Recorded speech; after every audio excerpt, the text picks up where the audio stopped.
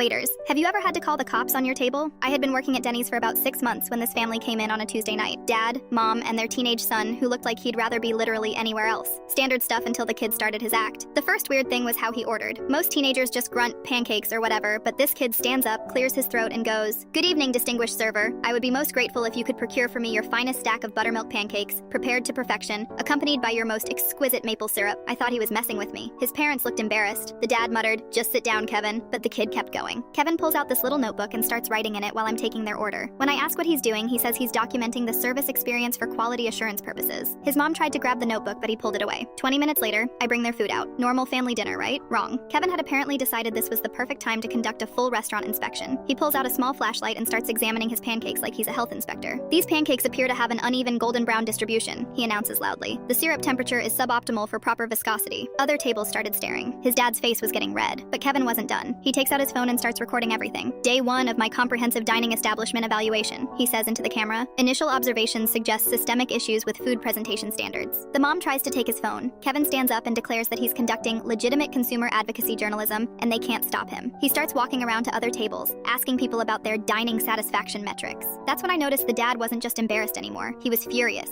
like scary furious. His hands were shaking and he kept whispering threats at Kevin to sit down and shut up. Kevin must have sensed he was pushing it because he suddenly switched tactics. He sits back down and starts eating, but now he's doing this weird thing where he cuts his pancakes into perfect little squares and eats them in a specific pattern. Left to right, top to bottom, exactly 16 chews per bite. "Optimal pancake consumption requires systematic approach," he explains to his horrified parents. "Random eating patterns lead to digestive inefficiency." The dad finally snaps. He grabs Kevin's wrist and squeezes hard enough that Kevin drops his fork. "You're embarrassing us," he hisses. "Cut it out right now or we're leaving without paying and you can walk home." But Kevin had one more move. He looks his dad dead in the eye and says, "Sir, threatening a minor in a public establishment while refusing to pay for services rendered constitutes multiple criminal violations. Perhaps we should involve local law enforcement to clarify the situation." Then he actually pulls out his phone and starts dialing 911. The dad lunges across the table to grab the phone. Kevin dodges, still dialing. The mom is trying to calm everyone down, but she's crying now. Other customers are getting scared. This family is completely falling apart in my section. That's when I realized Kevin wasn't just being a weird teenager. He was terrified of his dad, and this whole act was his way of creating witnesses. Every time his dad got angry, Kevin would get louder and more ridiculous, making sure everyone was watching. I ended up calling the cops myself because the dad was getting physical and Kevin was just a kid, even if he was the most annoying kid I'd ever met. When the officer showed up, Kevin immediately dropped the act and started crying. Turns out his dad had been hitting him at home, and Kevin figured if he caused enough of a scene in public, someone would finally notice. The cops arrested the dad that night. Kevin went to live with his aunt.